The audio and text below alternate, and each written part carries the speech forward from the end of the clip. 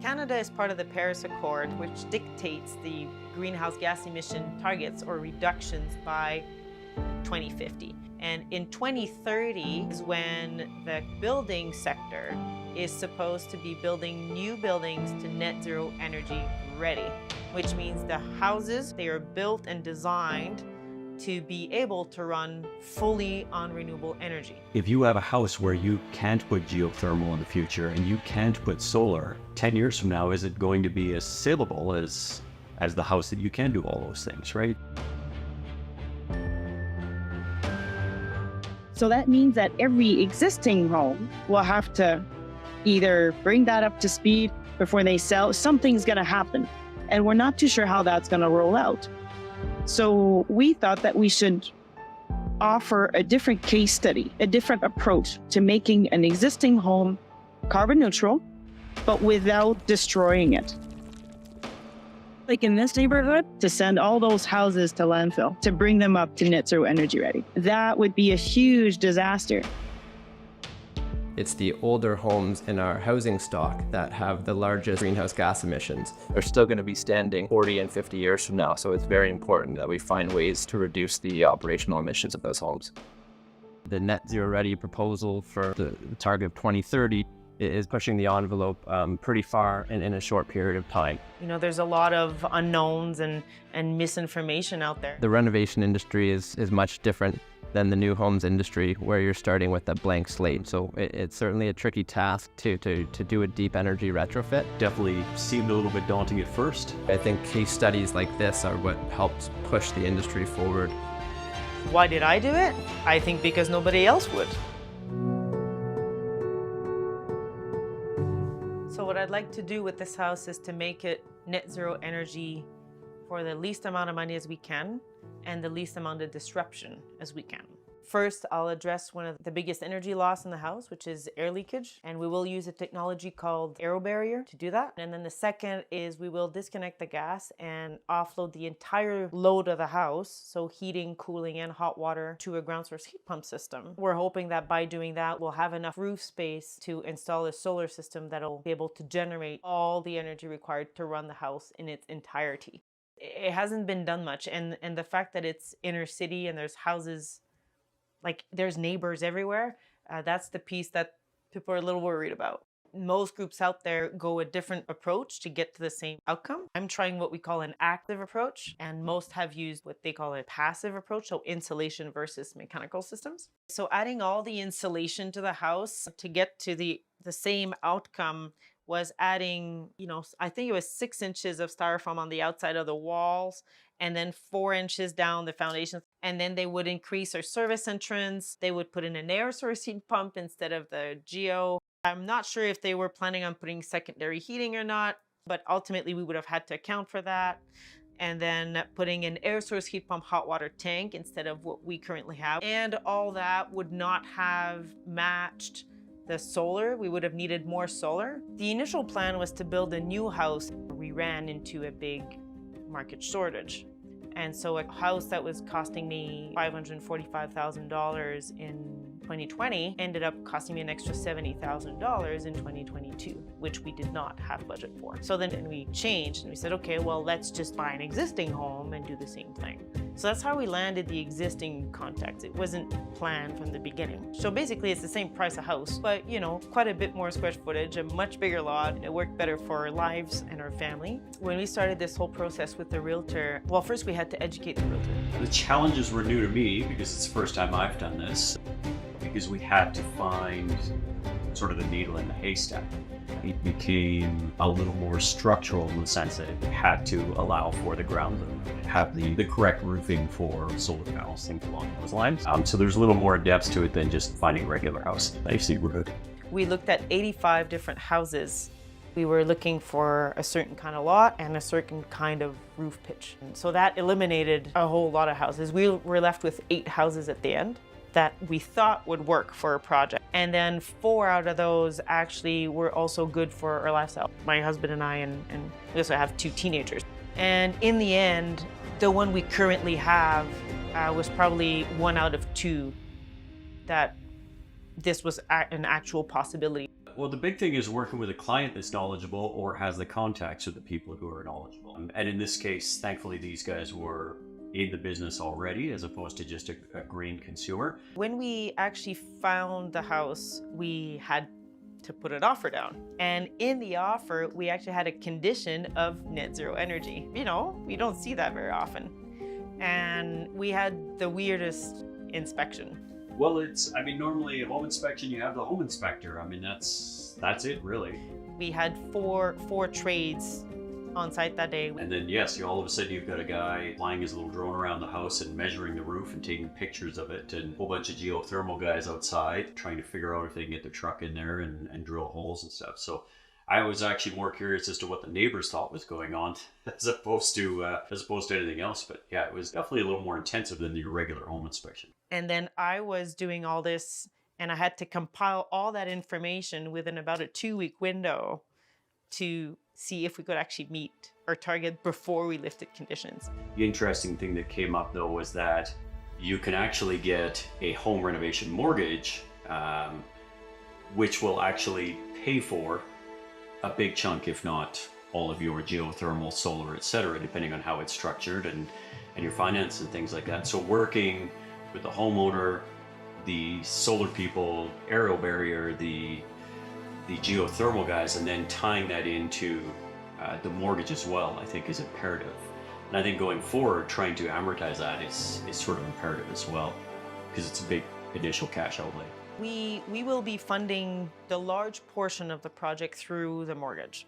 The mortgage will be for the value of the house paid, and then we are allowed to add 10% of the house value, a maximum of 10% of the house value to the mortgage as a renovation loan. So I had concerns early on learning about the project that because geothermal and solar, it's not new, but it is still not as widely used or recognized. Like it's obviously a great system, but the banks are very slow to react and adapt. The banks don't know anything about it. The insurance companies don't know. Like nobody knows anything about it. So you're just throwing this new animal at them and you're trying to get them to deal with it. So it's really interesting, but it's also kind of exciting. Well, you know, human nature, we're always scared of stuff we don't know about. And geothermal, you know, it's been used in commercial buildings or large acreages, but inner city, with all the limitations of having really close proximity neighbors, that's an unknown. And that could be a little scary for some. So I thought maybe we would have some challenges with the lenders and the insurers to get purchase plus improvements that involved the geothermal. I wasn't certain they would recognize the value and agree to for fund resale the loan. Right. I gave all the information we had about, you know, the Pan-Canadian framework, where all the houses are going by 2030, 2032, that the value of property is not likely to go down because of this. If anything, it'll go up. And so we brought in our expertise and explained where the national building codes are going. And in the end, they thought it was a good idea, so they approved the project. Now, a renovation loan on a mortgage has a time frame to it, so we're a little crunched in time. We have to get this done. From possession day, they want to have everything wrapped up for the renovation portion within 90 days. Because we have heard in the past that sometimes the lenders would just say, well, it took too long, and they just put the money that you have on your mortgage back on your mortgage. So you don't lose the money, but you certainly don't cash it back in, and then you lose your project. So we were on the clock as soon as we moved in and took occupancy.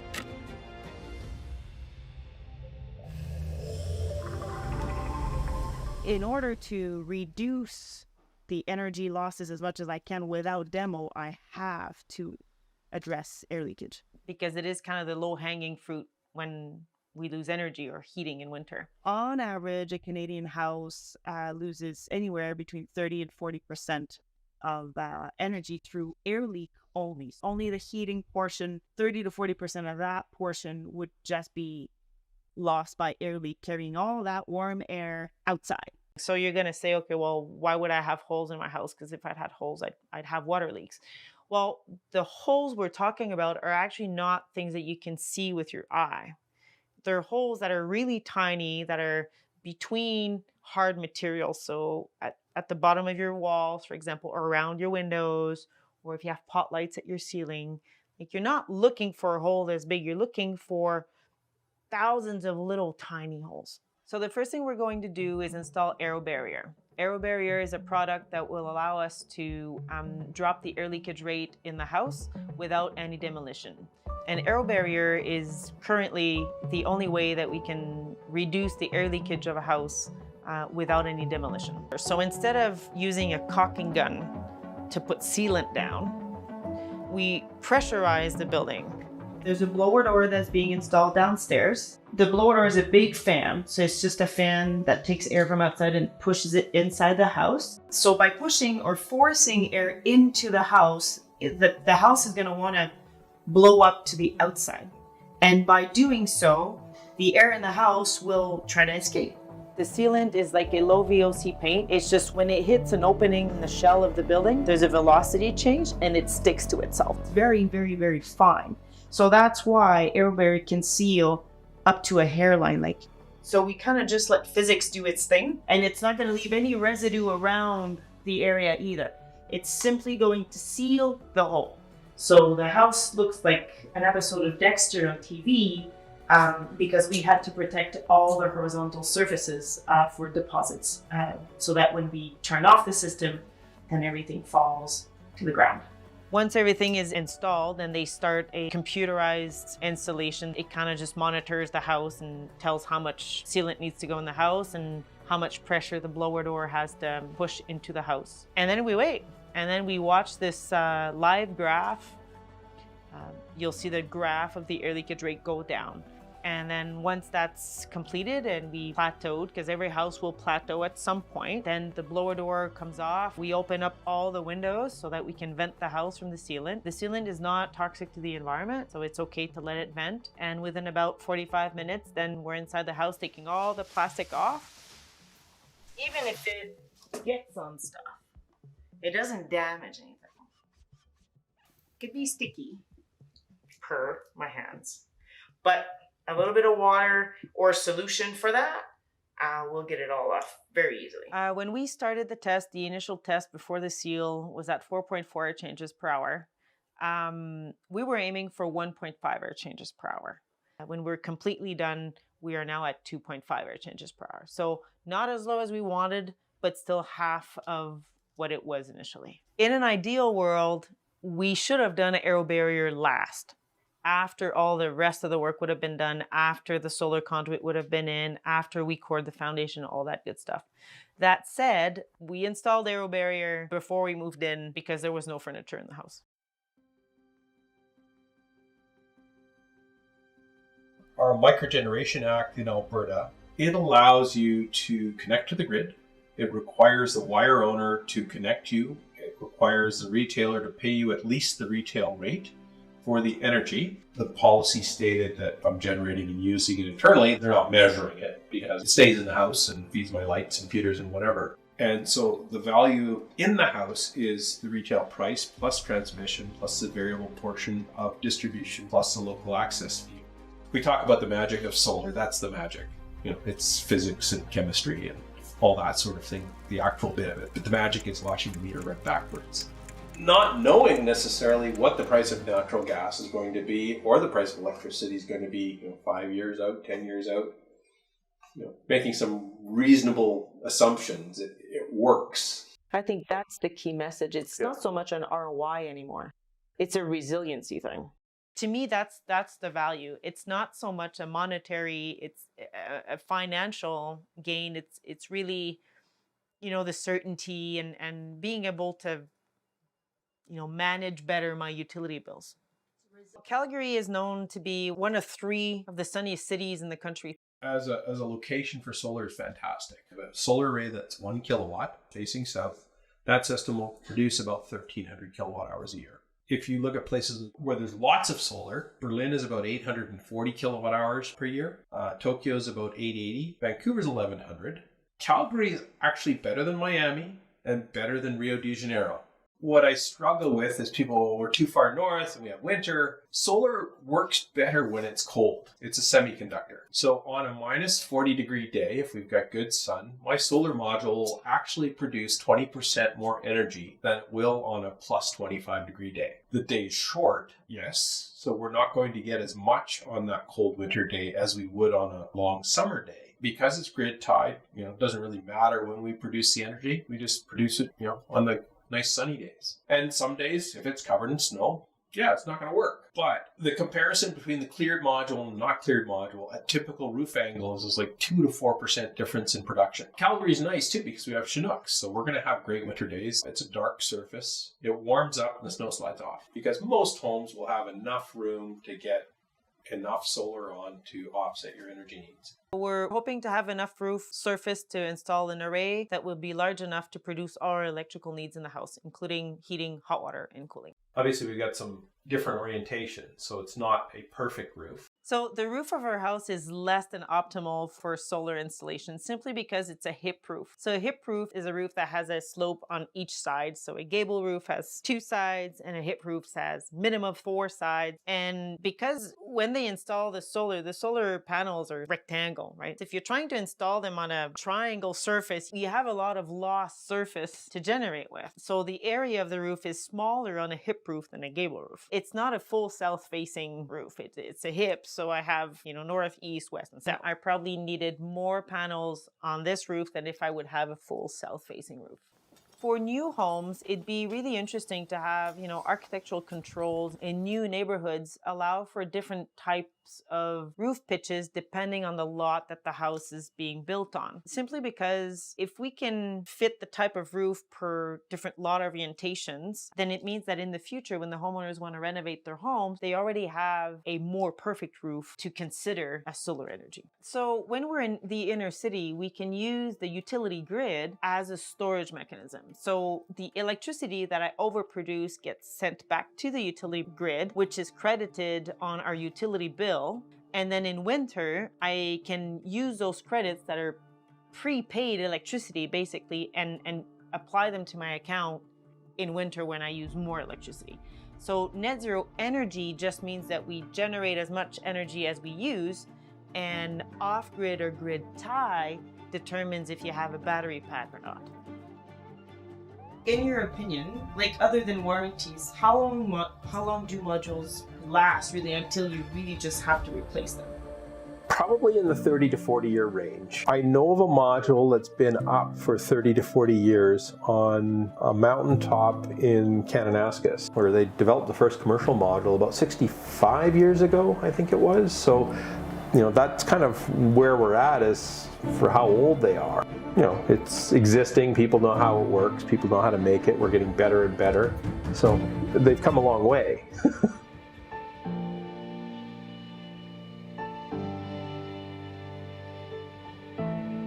So we decided to take this project on. It was one of my industry partners claimed that the efficiency of a ground source heat pump would outweigh adding a lot of insulation to our house. I told him, I said, you know what? I'm gonna do this. I wanna see if you're full of crap or if your projections are actually going to pan out. It's not common practice to retrofit an existing home with a system like that. With all the limitations of having really close proximity neighbors, that's an unknown. I've been told that they didn't believe it would work, and I'm like, well, how about we let the numbers talk? So I put my money where my mouth is, and I'm trying it. It's scary, especially when it's a lot of money out of my pocket. Somebody tells me it can't be done, well, I'm gonna rub it in your face and I'm gonna try to get it done. So geothermal really fits very well into a sort of overall net zero type strategy. So if you're really planning on having a house that is completely sort of self-sufficient, if you like, Geo fits in really well, because what it does, unlike again other technologies that are out there like air source heat pumps and stuff, is that it's a full system that can fully replace your your gas furnace or your boiler system. Again, that's why Geo is so great in Alberta climates, because we actually have those conditions that your air source heat pump are not going to keep up, and you need to switch to a full electric, a secondary heating. And so it's sort of step one to electrify your home. The drilling rig will come and we'll start to position. In this house, we're doing 2 very deep wells, 2 wells to 450 feet.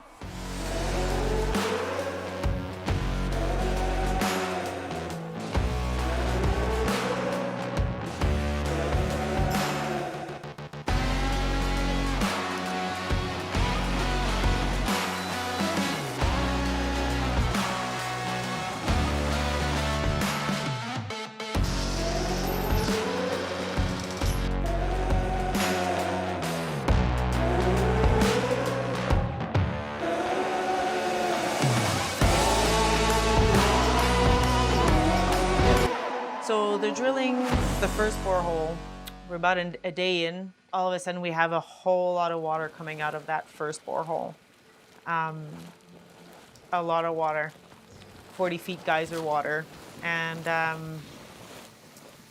the drillers stopped, and they use compressed air to drill. And it's every time the compressed air went in that, you know, there's a lot of water coming out of those holes. And here I am, you know, running up and down the street and putting mud in buckets and walking them back on my property to keep the streets clean. But we're not sure if this hole is going to be valid or not. If they explained that if it's artesian, meaning that if there's water and there's pressurized water always coming out of that hole, then we might have to cap it and drill another one. Or maybe we have to redesign, because now chances are we're going to hit the same kind of stuff 20 feet away. And we had to get pretty creative to get the work done, simply because once the rig is in place, it's really hard to move it. We'll find out. We have to cap it for a day and see if water comes out when the drilling stops. We figured out the first borehole. It's not artesian, so we can move forward. Now we have to put the geo-exchange pipe in that hole. Now that borehole is 6 inches about in diameter, and it's 450 feet down. So it's a long pipe. It's one pipe that's 400 feet. Usually what the drillers do is they bring in a big reel, and they put that coil of pipe on the reel. It's hydraulically driven, so it moves by itself. It's just the accessibility, right? And to get one. It's very hard to find to do, right? Just there's such a shortage on everything right now. It's tough times, right? So the drillers had to manually push that pipe down to 450 feet. The hole wasn't cooperating properly, so it was basically closing in on itself, right? But it's just what happens is the bedrock in our backyard, because I can't even say Alberta, is what they call mud rock. So it's not solid like marble. It's almost like clay. There is like other areas around Calgary that are more suitable for geothermal. Most of our drilling area around like Airdrie are 50 feet to 100 feet, right? We're never exceeding past 100 feet. Nobody's ever drilled this deep in this kind of situation and not dealing with the sand and all the bad bedrock. So when the guys went to push the pipe in, the bottom of the hole kept collapsing on itself. They had to get through the mud at the bottom of the hole, which we can't see, it's too far in. So because there's a lot of buoyancy and the pipes, because the pipes are full of air, there's nothing in them, they just want to come back up because the water is building up at the bottom. The drillers put water in the pipe to make it heavier, but that also means that that pipe is heavier above ground, like it's not floating anymore, but it's really, really heavy.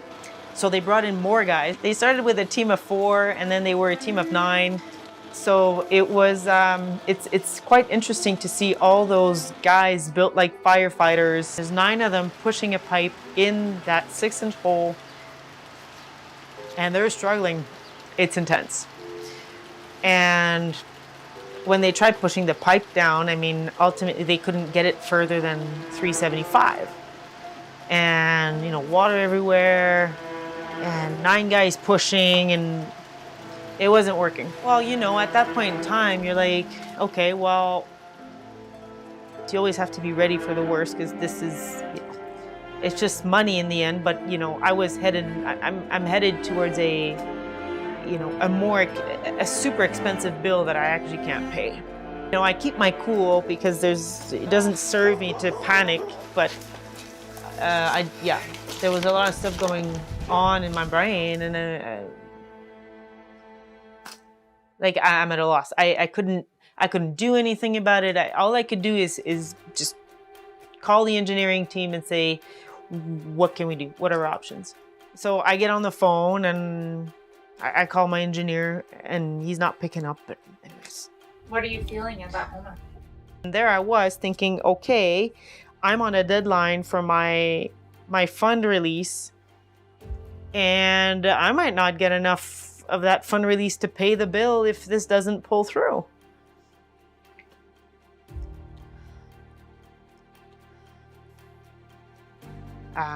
So we kind of need to have this borehole work.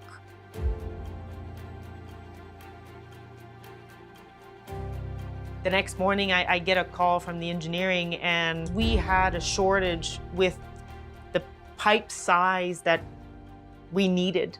The one we needed was on back order. So the engineering design decided that, okay, we're just gonna drill deeper and put a bigger loop in, because that's what they had in stock. But now that we ran into this problem where we just can't physically push the stupid loop in, then it all came to an all-time stop. I don't know how or when, but the new loop, the loop that we ordered in January, just showed up. So we can redesign the whole field to 3 holes at 300 feet instead of 2 at 450. And because we knew that the guys could push it to 375, then we were able to move forward, and we were able to get the 2 other holes in.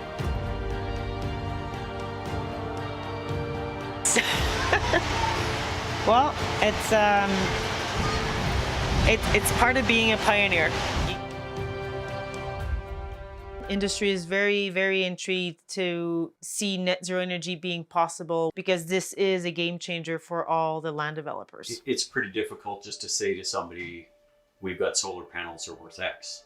But if you can show them the numbers that you're saving this much, same with the geothermal, as well as actually just being a decent human and steward of the earth, that certainly will add value. The question is how much value, and that value is going to change over time. As it becomes more accepted, obviously it's much easier to sell it, and I think people start to see the value. And as you have somebody that'll have a net zero house and tell all their friends, my utilities are almost nothing, especially right now. I mean, with the price of natural gas skyrocketing and the price of fuel, everything that's going up. So the active approach that we did summed up to $106,000, whereas if we would have used the passive approach, we would have been around $146,000. So we saved $40,000 for the same outcome. Is the cost worth it? I guess it all depends from your perspective. I don't like being bullied by big companies telling me how much money I have to spend every month. I also, I find my sanity has a price. Not knowing how my utility bill is going to start going up and up and up every year is bothersome to me, so that has value. So to me, it is worth it, because we've locked in our electrical rate for the next 25 years. And I mean, you know, pushing it to the extreme, in the event that the utility gets really, really greedy on their admin fees, then I could just bite the bullet and put another $20,000 in a battery pack and I'm done. I do not know yet if I have met my goal. My preliminary assumption is that we're not quite there yet. I tend to think that, you know, with the few appliance upgrades that we're planning anyways, and then we might just get there. And so it makes me happy that, you know, whatever happens, whether we get there or not, we did it. We did our best to validate a hypothesis. That's all we can ask for, is verification, and whether it was true or false, it's almost irrelevant. Frick, we took out a gas light in an existing home and had a drilling rig in our backyard for 2 weeks. So.